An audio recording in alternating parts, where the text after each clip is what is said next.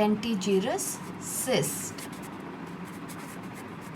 also known as follicular cyst. Now, before going into this particular cyst, we shall understand what is cyst. Cyst has been defined by Kramer in the year 1974 as a pathological cavity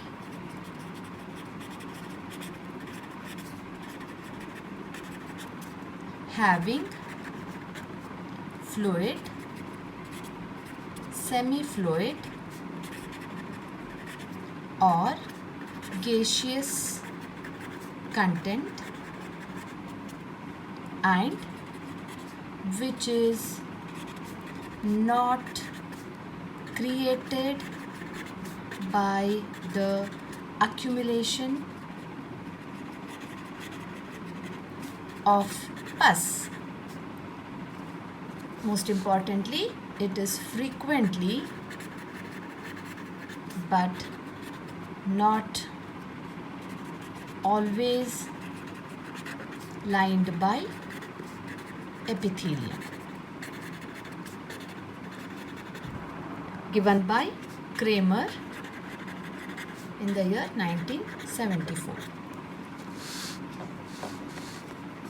So as this definition goes, we have a pathological cavity that is called a cyst, okay, which has a lumen, and this lumen is either lined by epithelium or not lined by any epithelium. If this lumen is lined by epithelium, it is called as a true cyst with the lined by epithelium. If it is not having any epithelial lining, it's called as a pseudo cyst without epithelial lining.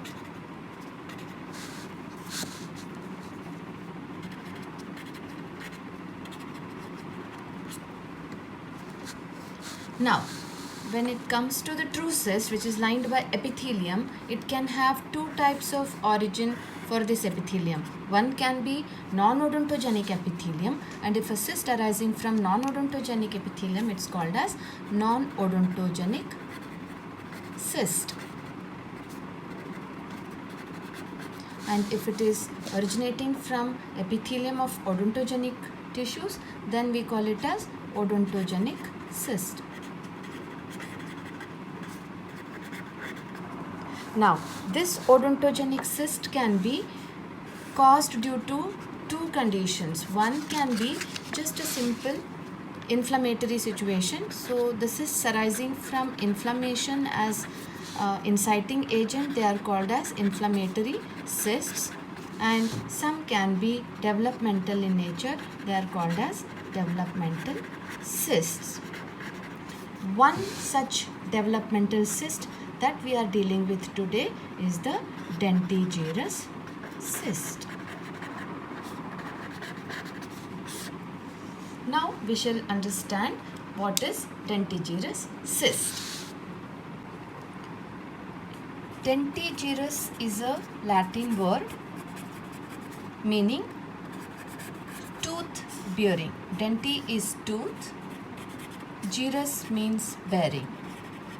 So a cyst that has tooth in it, literally it's a cyst associated with tooth, coming from Latin.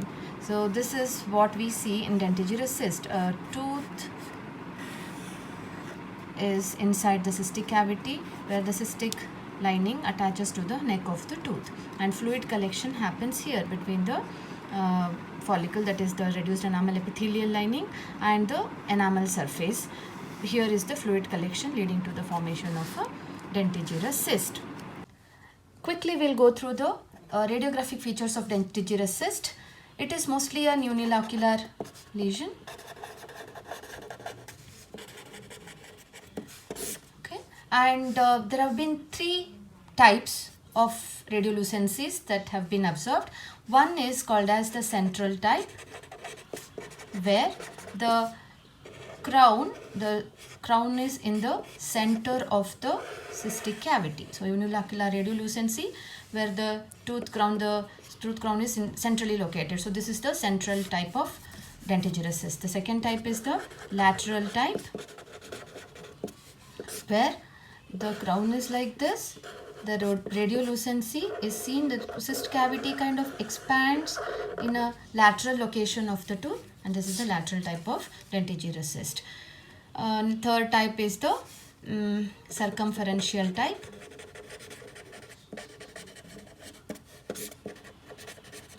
where the the cystic cavity is completely enveloping or encircling the tooth, but when you trace the lining, it will be attached to the neck of the tooth. So it's more like a donut, the centrally placed tooth and the entire cystic cavity around it. So this is called as circumferential type of radiographic appearance of dentigerous cyst. Now, there is one interesting thing that we need to see when we are seeing radiographically, that is, a tooth with its follicle also may appear dentigerous cyst, like a dentigerous cyst. The tooth that is actively in the process of eruption has its follicle around it. Okay, and here is a dentigerous cyst. Imagine this follicle now has turned into a dentigerous cyst. Now, how do we differentiate between this radiolucency and this, and when we call it as dentigerous cyst? So the criteria is that the cystic lumen with the space of say up to through to 5 millimeter, it's still a follicular space. Now, if it is more than 5 millimeters, this space more than 5 millimeters, you call it as dentigerous cyst. This is the follicular space, and here it is the dentigerous cyst. Dentigerous cyst is mostly a solitary lesion, but when we see it in association with some syndromes, it is seen bilaterally. So those syndromes are cleidocranial dysplasia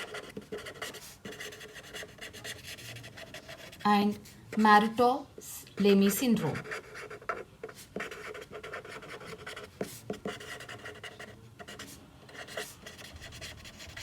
When these two syndromes are seen in association with dentigerous cyst, we see mostly bilateral dentigerous cysts.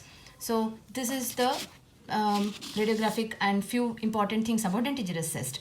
Most commonly, this cyst is seen in association with impacted third molar or maxillary canine teeth.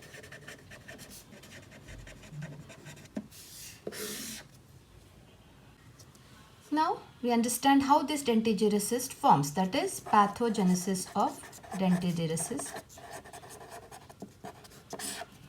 Okay, see, the tooth is trying to erupt.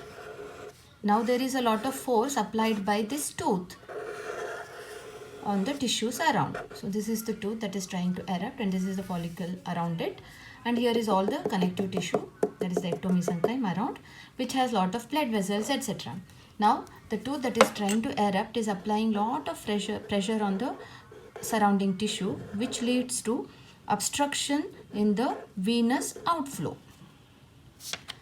So when there is static flow, there is increase in the hydrostatic pressure inside the blood vessels, which will lead to transudation of the serum into the extravascular space. Now there is lot of accumulation of fluid in this space. Now what happens is, next the epithelial lining around the tooth, which is semi-permeable, will cause this fluid to flow inside this space. And later, because of this flow inside, there is some amount of pressure increased here. Further, the epithelial lining cells, there are two layers, right? There is another inner ameloblast layer, that is inner enamel epithelial cell layer, the outer enamel epithelial cell layer. There are two cells, and inside there is stellate reticulum like cells inside, right? So there is breakdown or the degeneration of these cells here, and all the breakdown products will be poured into the lumen here. Because of the fluid from this space and the breakdown product, there is increase in the osmotic pressure of this space. Now, when there is osmotic pressure increased in this space, this will attract more fluid from the connective tissue and from the blood vessels, and hence what happens, this cystic cavity will start increasing in size, and this increase in size is supported by increased proliferation of the epithelial cells around and also that is supported by bone resorption around this growing cystic space. Okay, so this is exactly what happens in the formation of dentigerous cyst inside the bone. Now, when this fluid is collecting, the fluid collection can happen at different places in the tooth. The first scenario, here there is this tooth, there is this lining which has 2 layers and the stellate reticulum cells. In this first scenario, the fluid can accumulate in between the layers of reduced enamel epithelium by the degeneration of stellate reticulum cells, and this can happen at an early stage and at a late stage of tooth development. When this collection happens and there is stellate reticulum degeneration at an early stage of tooth development, the tooth that is associated with this cyst will be hypoplastic because the enamel has not formed properly at this stage.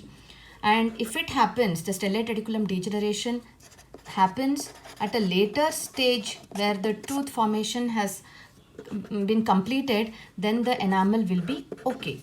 There is no hypoplasia of this enamel.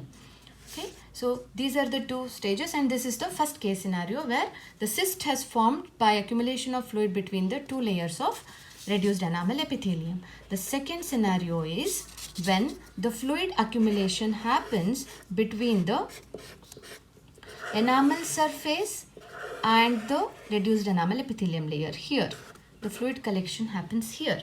This is the entire thing is called as the reduced enamel epithelial layer, which is made up of 2 to 3 cell layers, that is outer enamel epithelium, inner enamel epithelium, and few remnants of stellate reticulum cells. So this is the reduced enamel epithelium, and now the fluid collection is happening between the enamel surface and the reduced enamel epithelium, and here this is another form of forming dentigerous cyst. Okay, so these are the 2 types of dentigerous cyst formation where the cyst fluid is accumulating, and both these pathogenic concepts for formation of dentigerous cyst is called as intrafollicular theory of dentigerous cyst formation. Okay, it's called as intrafollicular theory. Now, if we have an intrafollicular theory, there has to be an extrafollicular theory, which is there is no good reason for it, but however, we have a concept like that. Here it is because of the deciduous tooth, which has a periapical cyst, and here is the permanent tooth which is erupting from the jaw bones, inside the jaw bones, and it is erupting with its follicular space. Now what happens, this tooth erupts into this cavity, and finally we have a tooth inside the cavity with the cystic cavity around the crown. Okay, in true sense, this is not exactly a dentigerous cyst because this follicular space is not, because of course there will be a breakdown of this epithelial lining eventually. This will be kind of an inflammatory concept of dentigerous cyst formation, but however, this cyst now is called as envelopmental type of odontogenic keratocyst, OKC, or it's also called as follicular type of OKC. Okay, so this is the newer concept. So these are the 2. This is called as extrafollicular theory of dentigerous cyst formation. As I have said, this holds no good reason for the formation of dentigerous cyst. However, this concept is very appropriate for the formation of dentigerous cyst. This is for your reference. This is how you can explain the pathogenesis of dentigerous cyst.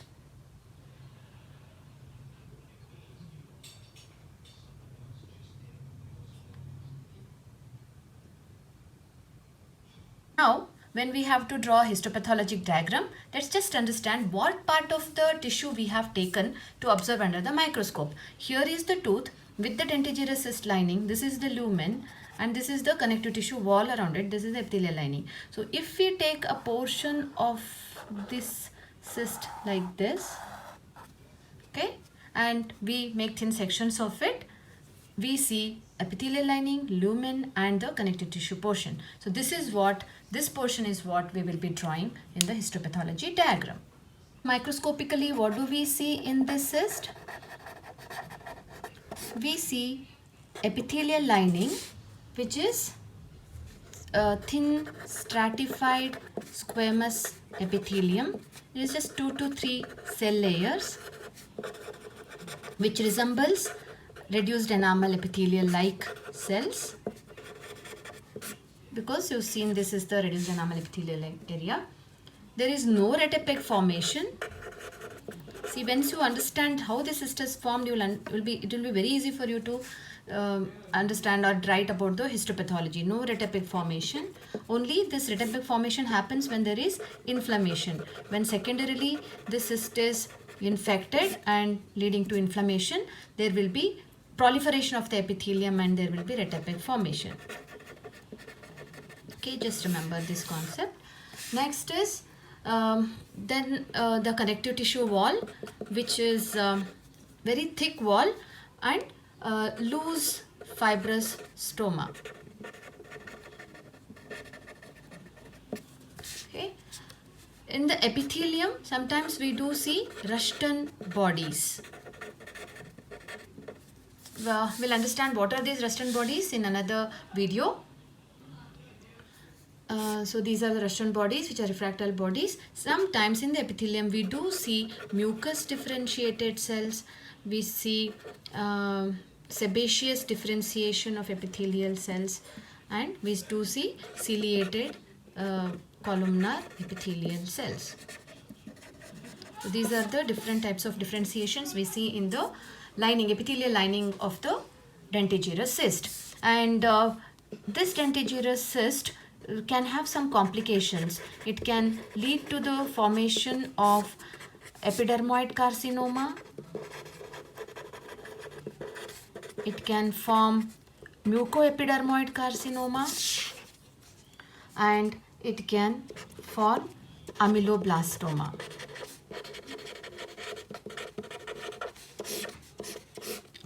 Okay, so these are the complications that we can have. That's why it's very important to diagnose such lesions. Now let's start drawing the histopathology diagram of dentigerous cyst, for which we need, as always, an eosin pencil, a hematoxylin pencil and a lead pencil to draw the circle. And as I've always told you, to draw the circle we need either a mangle or a cup to get a circular shape. So once we have the circle ready, let's start drawing. So now when we are drawing dentigerous cyst, as I've already explained, the cellular layers, that is we have this is basically a reduced enamel epithelial lining. We have 2 layers of cells. One is the outer enamel epithelial cell lining and the other one is the inner enamel epithelial lining. Now the outer enamel epithelial lining, after its function is done, from cuboidal it would have turned into a flattened layer of cells, whereas the inner layer would be columnar, low columnar to cuboidal cells at this point. So if it is an ideal situation, the dentigerous cyst lining will be showing that. Now let's draw the basement membrane of the epithelium, and this side is all the follicular layer, and here is the tooth that is inside, entrapped inside the cystic cavity, and this is the lumen. So the layer of cell close to the tooth surface will be the inner enamel epithelial lining, and here the one which is towards the dental follicle cells will be the outer enamel epithelial cell lining. So the outer enamel epithelial cell lining are all the flattened cells. So we draw flattened cells as the first layer towards the connective tissue wall. And we know that this dentigerous cyst is made up of just 2 to 3 cell layers, which is basically resembling the reduced enamel epithelial cell layer. Now, in ideal situation, we should be having a columnar kind of cell layer, but what we see in clinical scenario is that because of the cystic cavity, the stretching of the epithelium leading to flattening of these cells as well. But in some areas we probably still can see the architecture retained, so that we have to just keep in mind. So these are the 2 layers of cells, and we draw the nucleus in them.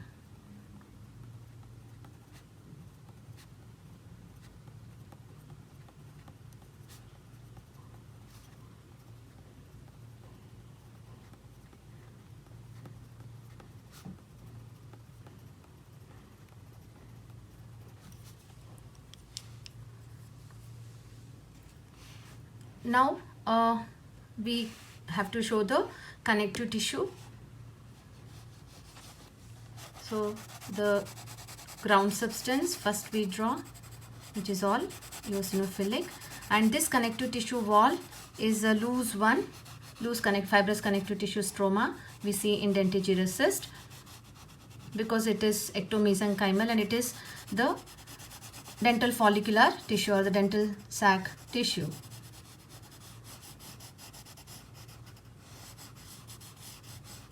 So we fill in with all the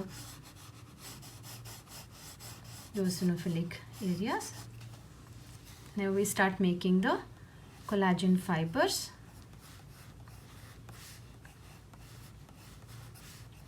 Few fibroblasts, young fibroblasts what we see, and we draw few blood vessels in the follicular tissue. Now we start making the nucleus in all of them. All the fibroblasts we fill it up with nucleus. Now the blood vessels also we have to draw the endothelial cells.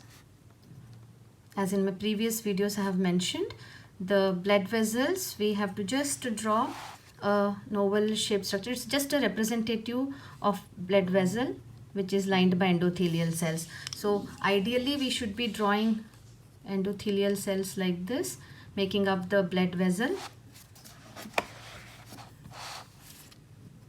This way we should be drawing with the nucleus inside. But for our practical purposes, we just draw a line with flattened nucleus on the line. So that will show the blood vessels inside the diagrams. So this is what we do. And next we have to take care to draw the dental rest cells, odontogenic epithelial rests, which are just cluster of few cells in the connective tissue stroma. So we just put nucleus.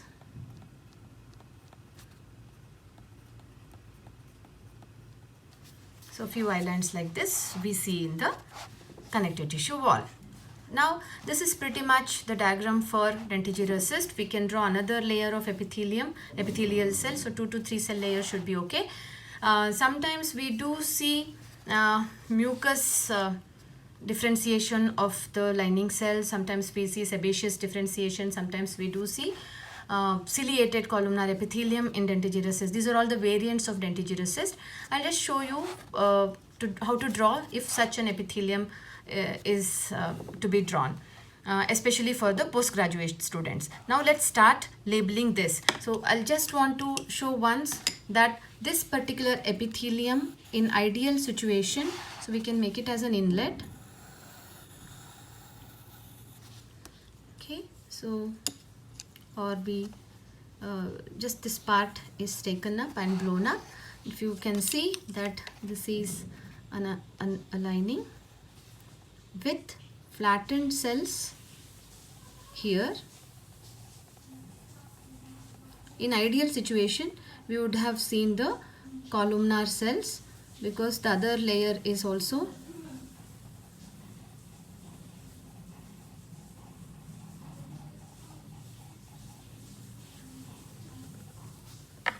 this is the ideal situation of dentigerous cyst. But most of the times clinical scenario, what we see in histopathology, we don't see such a lining. It's mostly flattened. So for you to have an understanding, I'm just showing you this. This is the luminal side. This is the lumen. So this is the luminal side. We will have the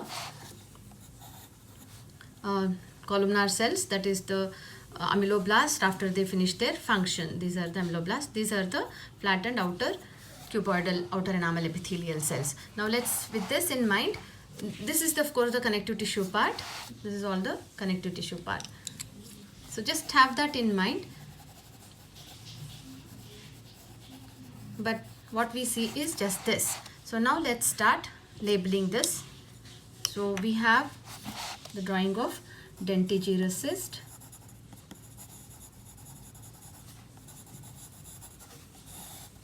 This is the cystic lumen. This is the stratified squamous epithelial lining.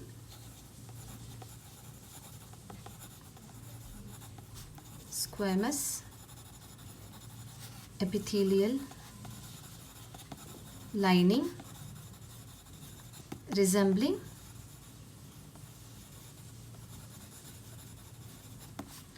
reduced enamel epithelial cells.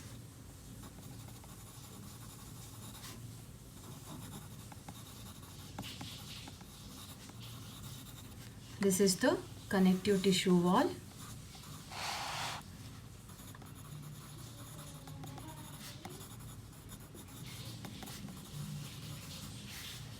And these are the odontogenic rests.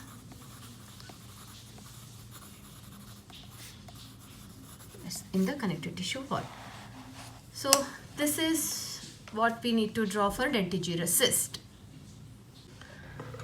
This is a bit of an extra information, especially for the postgraduate students. See, if you want to show the differentiation of mucous cells and ciliated cells, we can just draw this. Also, I have mentioned that there will be Rushton bodies in the epithelium when the dentigerous cyst is inflamed, secondarily infected and inflamed. So we draw a layer of flattened cells to begin with. I'm just showing a little larger cells. You can do a fine job. Next layer of cells too, and in between you can draw larger mucous cells. Sometimes we even see goblet cells.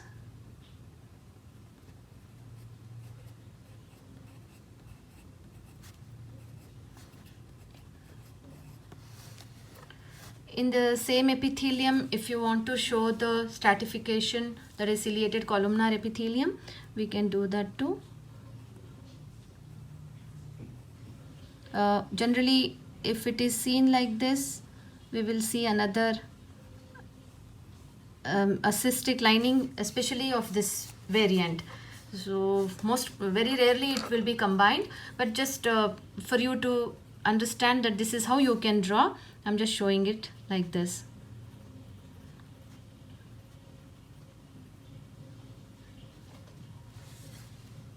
Okay. So we can draw the nucleus in all of them.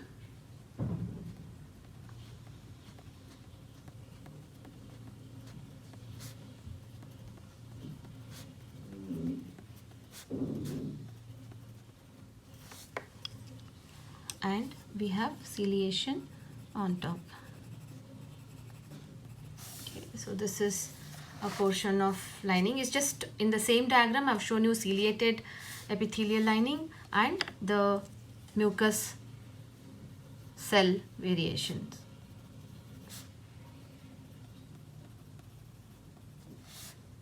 Okay, rest all are eosinophilic. Please don't forget to make the cytoplasm eosinophilic whenever you draw the epithelium. Okay, so this kind of variation you can do. Further, sometimes in the epithelium we may see Rushton bodies. So the Rushton bodies are basically, if at all we see further few more layers of epithelium, then the Rushton bodies will be curvilinear structures thought to be originating from blood vessels, or sometimes it's thought to be from the hematogenous origin.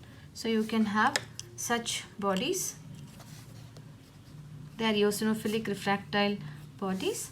You can draw, and you can say that sometimes the thickness of the epithelium will have increased, and all that when you show, it will be seen in cases where the connective tissue wall is inflamed.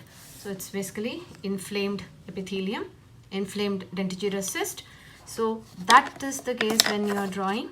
You draw few inflammatory cells in the connective tissue stroma. Rest everything you will keep the same.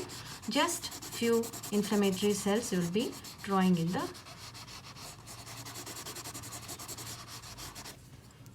okay. So all that other structures will be showing with fibroblasts, blood vessels, cell rests, etc., etc., and inflammatory cells.